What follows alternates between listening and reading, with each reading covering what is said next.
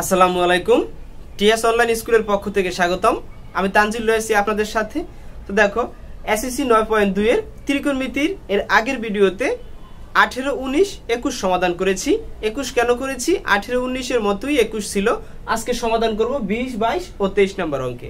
তো দেখো 20 নম্বর অঙ্কে বরাবর চলে যাই। তো দেখো 20 নম্বর অঙ্কে কি আছে, তুমি যদি 20 নম্বর অঙ্কটি দেখতে চাও, 20 নম্বর অঙ্কে কি আছে দেখো, সমাধান করতে বলেছে cos a minus sin a, নিচে দেওয়া আছে কি দেখো cos a plus sin a equal √3 - 1 by √3 + 1। এটা আমাকে বলছে সমাধান করতে। যদি সমাধান করতে বলে তুমি বর্গ করতে পারো, যোজন বিয়োজন করতে পারো, তোমার ইচ্ছে মতোই তুমি কিন্তু কি সমাধান করতে পারো। এর সর্বশেষ হবে কি এর একটা মান বের হবে, মানে a মানে থিটার একটা মান বের হবে। তো বরাবরই আমরা অঙ্কে চলে যাই। দেখো তো আমরা অঙ্কটি উঠাই। প্রথমেই আমরা যেটা লিখবো সেটা হলো দেওয়া আছে দিয়ে আমরা অঙ্কটাকে কি করব, লিখবো। তাহলে লিখি দেওয়া আছে, দেখো দেওয়া আছে কি দেখো cos a minus sin a, নিচে দেওয়া আছে কি দেখো cos a plus sin a, cos a plus sin a সমান দেওয়া আছে √3 - 1 √3 + 1। এখন তাহলে আমরা কি করতে পারি দেখো, এর পরের যে লাইনটা হবে, তুমি এরকম অঙ্ক দেখলে তুমি যদি একবার যোজন বিয়োজন করো দেখবে যে অঙ্কটা খুব সহজই হয়ে গেছে। এছাড়া তুমি বর্গ করলেও কিন্তু তোমার অঙ্ক হবে। তুমি যেভাবেই করো না কেন এর একটা মান বের করলে তোমার অঙ্ক সমাধান করা যাবে। তাহলে আমরা বরাবর যোজন বিয়োজন করি। যোজন বিয়োজনের সিস্টেম হলো উপরেটা যা আছে ঠিকই থাকবে। তাহলে cos a minus sin a, এবার উপরটা কি নিচে লেখো, আবার এটা যা লিখেছো সেটাকে আবার নিচেও লেখো cos a minus sin a। এবার নিচে যেটা আছে সেটা উপরের সাথে একবার যোগ দিয়ে লিখবে, আবার নিচের সাথে একবার বিয়োগ দিয়ে লিখবে। তাহলে যোগ cos a plus sin a, নিচে তাহলে কি হবে বিয়োগ। এখন বিয়োগ দিয়ে যদি এটা লিখো তাহলে দুইটা চিহ্নই চেঞ্জ হয়ে যাবে। তাহলে minus cos a minus sin a, তুমি নিশ্চয়ই এইটুকু বুঝতে পারছো, সমান। এবার দেখো এটা যা আছে তা তো দুই পক্ষেই লিখবো, √3 - 1 √3 - 1। নিচেরটা একবার উপরে যোগ দিয়ে লিখবো, আবার একবার কি বিয়োগ দিয়ে লিখবো। তাহলে বিয়োগ যখন দিব তখন দুইটা চিহ্নই চেঞ্জ হয়ে যাবে। তুমি এপাশে লিখে দিতে পারো যোজন বিয়োজন করে। যোজন আমি লিখিনি, তুমি লিখে দিও যোজন বিয়োজন করে। এবার দেখো যোজন বিয়োজনের পরের যে স্টেপটি আমাদের আছে, এই সাইনে চলে যায়, থাকে কি cos a R cos a, তার মানে 2 cos a। নিচে কি থাকে দেখো cos a চলে যায়, তাহলে মাইনাস সাইনে, তাহলে -2 sin a হয়েছে। এবার দেখো এপাশে কি থাকে, এই -1 থেকে +1 চলে গেলে কিছুই থাকে না, তাহলে √3 তাহলে 2√3, দুইটা √3 থাকে, আমরা দুটাকে যোগ করেছি তাহলে 2√3 হয়। এবার এপাশে দেখো কি √3 চলে যায়, তাহলে -2। এর পরের লাইনটা যদি তুমি সমাধান করতে চাও, তুমি দেখো এপাশে থাকে কি শুধু, আমরা একটা লাইন কম করি তাহলে দেখো আরো সুবিধা হবে তোমার করতে। এপাশে দেখো তুমি এই 2 আর 2 চলে যায়, থাকে কি মাইনাস, তাহলে cos a বাই sin আমরা জানি cot a, তাহলে মাইনাস cot a।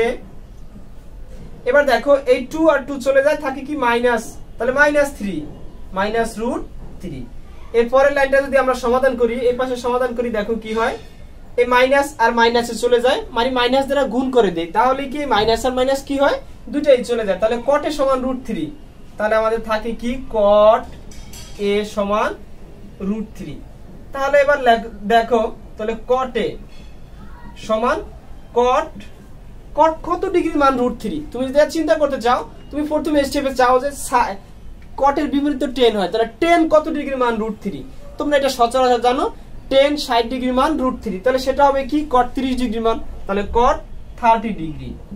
তাহলে cot a চলে যায়, সুতরাং a সমান 30 ডিগ্রি হয়েছে। তোমাকে বলছে সমাধান করতে, তাহলে নির্ণয় সমাধান a সমান 30 ডিগ্রি। নির্ণয় সমাধান a সমান 30 ডিগ্রি। দেখিছো কি সিম্পল একটা অঙ্ক, খুবই। তুমি একবার যদি কি করো, একবার যোজন বিয়োজন করেছো, তারপর তোমার অঙ্ক কি হয়ে গিয়েছে। তাহলে প্রথমে কি করেছি, যা আছে তা উঠিয়েছি, তারপর কি করেছি দেখো একবার যোজন বিয়োজন করেছি। তুমি যেহেতু দশম শ্রেণীতে পড়ো, যোজন বিয়োজন তো অবশ্যই তুমি জানো, আর না জানলে তুমি শিখে নাও। এটা যা আছে এটা দুই উপরেও লিখবো নিচেও লিখবো, তারপর যোগ দিয়ে এটা উপরে একবার, বিয়োগ দিয়ে এটা নিচে একবার, এই পাশটাও সেম। তারপর দেখো কি এই 2 এ চলে যায়, cos a by sin a থাকে কি 10 cot a, তাহলে মাইনাস cot a, এই 2 এ চলে যায়, থাকে কি √3, তাহলে -√3, মাইনাস আর মাইনাস চলে যায়, cot এর সমান √3, যেটা এই পাশে আমি করেছি √3, তারপর cot কটের সমান, কট কত ডিগ্রি মান √3, তুমি জানো যে কট কি 30 ডিগ্রি মান √3, তাহলে কটে কটে চলে যায়, এ সমান 30 ডিগ্রি। তাহলে দেখো আমরা 20 নম্বর অঙ্কটি খুব সহজেই সমাধান করেছি। এবার আমরা তাহলে 21 নম্বর অঙ্কে চলে যাই।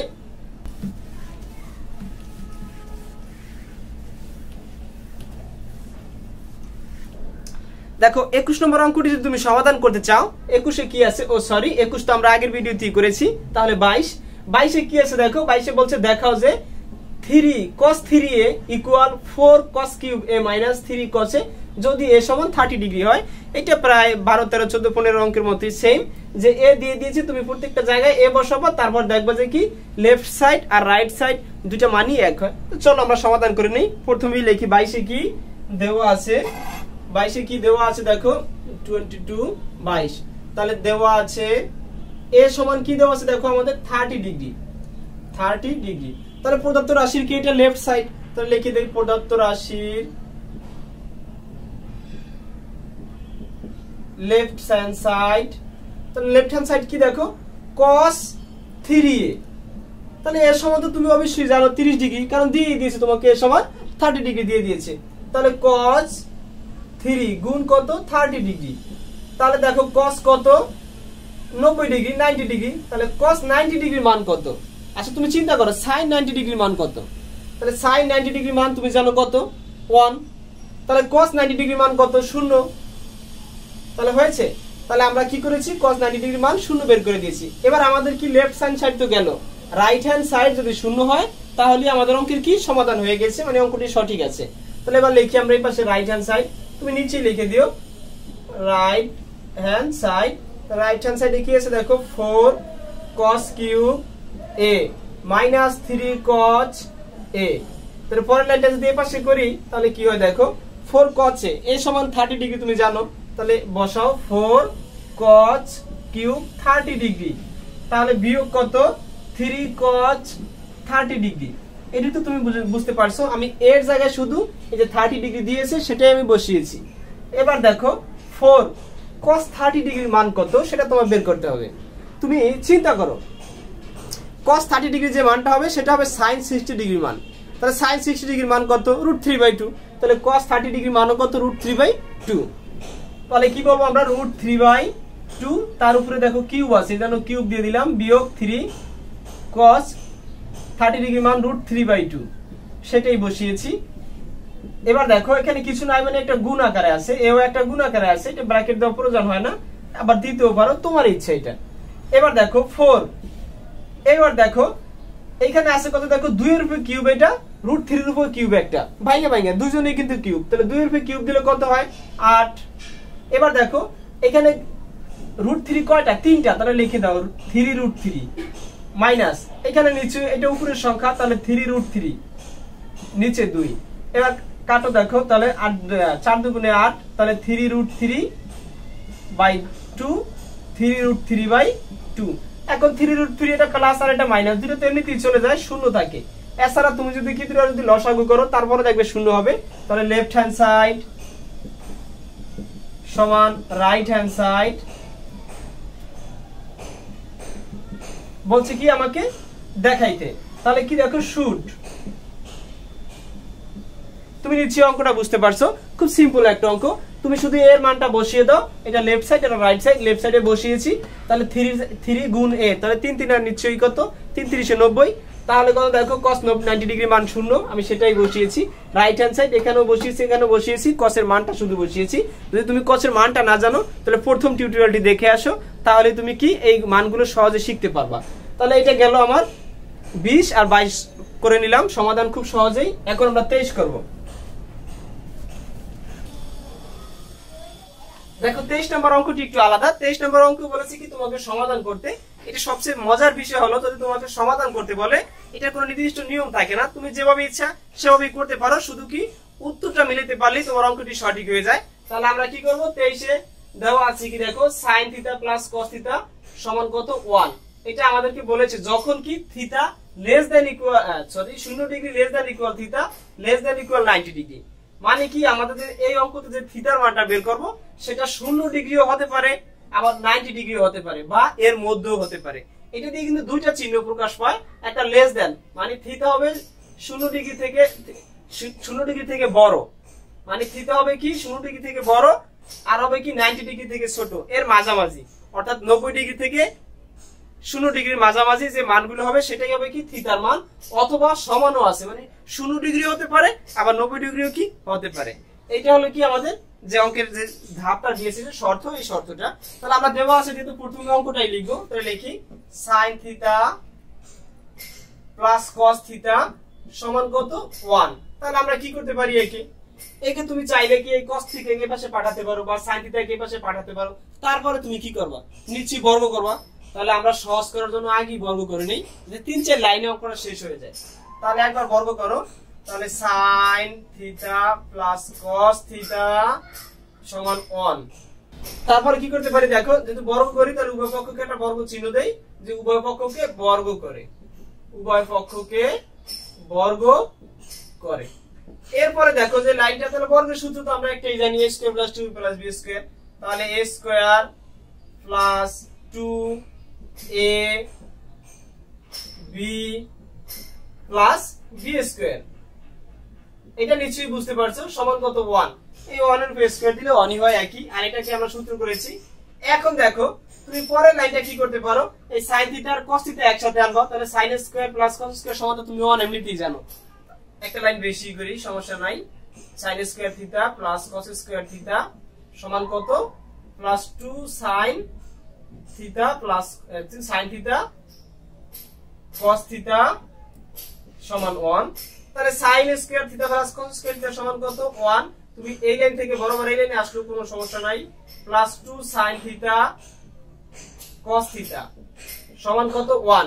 তারপরের লাইনে তুমি কি করবে দেখো, এই 1টা এই পাশে পাঠাও, তাহলে কত হয়, -1 থেকে 1 চলে গেলে থাকবে 0। তাহলে কি 2 sin থিটা cos থিটা সমান কত 1 বিয়োগ 1। নিশ্চয়ই এটা বুঝতে পারছো, এই 1টাকে পক্ষান্তর করেছি, এটাকে বলে পক্ষান্তর। তাহলে কি পরের লাইন যদি এই পাশে করি আমি, তাহলে কি হয় দেখো, 2 sin থিটা cos থিটা সমান 0। তাহলে কি নিশ্চয়ই sin থিটা cos থিটা যদি 2 থাকে, এই 2 কেও নিচে পাঠিয়ে দিই, তাহলে তো 0 হয়ে যায়। তাহলে sin থিটা cos থিটা সমান কত 0, কেননা 0 ভাগ 2, তাহলে 0ই তো। তাহলে আমরা এখন কি পারি, সুতরাং হয় দেখো, এখন হয় sin থিটা ইকুয়াল 0। তাহলে কি দেখো sin থিটা, sin কত ডিগ্রি মান 0, নিচে sin 0 ডিগ্রি মান 0, তাহলে sin 0 ডিগ্রি, তাহলে সাইনে সাইনে চলে যায়, থিটা সমান কত 0 ডিগ্রি। এবার দেখো অথবা কেন, দুইটা মান দেখো, একটা কি sin এর একটা cos এর, তাহলে sin সমান 0 আবার cos সমান কি 0, তাহলে cos থিটা সমান 0। তাহলে cos কত ডিগ্রি মান 0, cos আমরা জানি cos 90 ডিগ্রি মান 0। যদি sin যদি 0 ডিগ্রি মান 0 হয়, তাহলে cos 90 ডিগ্রি মান সেটা 0 হবে। তাহলে দেখো cos 90 ডিগ্রি, তাহলে cos 90 ডিগ্রি, তাহলে cos এ cos এ চলে যায়, থিটা সমান কত 90 ডিগ্রি। আমাকে শর্ত যে দুইটা দিয়েছে, শর্ত দুইটা ছিল কি, একবার চোখটা মেলে তাকাও, দেখো কি আছে। চোখ মেলে আমি তাকালে দেখতে পারি যে 0 ডিগ্রি হতে পারবে, 90 ডিগ্রি হতে পারবে। তাহলে আমার 0 ডিগ্রি আর 90 ডিগ্রি आंसर। নির্ণয় কি, তাহলে সমাধান করতে বলেছে, নির্ণয় সমাধান থিটা সমান 0 ডিগ্রি আর কত 90 ডিগ্রি, দুইটাই আমার आंसर। এর বাইরে আমার কি आंसर নাই। যদি আমার যদি 100 ডিগ্রি হতো বা 120 ডিগ্রি হতো, এরকম কিছু হলে সেটা নট আলো, সেটা आंसर হতো না। এছাড়া তুমি এই অঙ্ক কিন্তু 2-3টা নিয়মই করতে পারো, একে পাশে পাঠিয়ে একে পাশে পাঠিয়ে। আমি সিম্পলি করে দিচ্ছি। আজকে এই পর্যন্তই, আল্লাহ হাফেজ। তবে কি আমি আবারও বলেছি, দেখো অঙ্ক হলো চর্চার ফসল, যে যত বেশি চর্চা করবে সে তত বেশি পারদর্শী হবে। তুমি চর্চা করো, তুমিও পারদর্শী হবে। আজকে এই পর্যন্ত, আল্লাহ হাফেজ, সবাই ভালো থাকবা।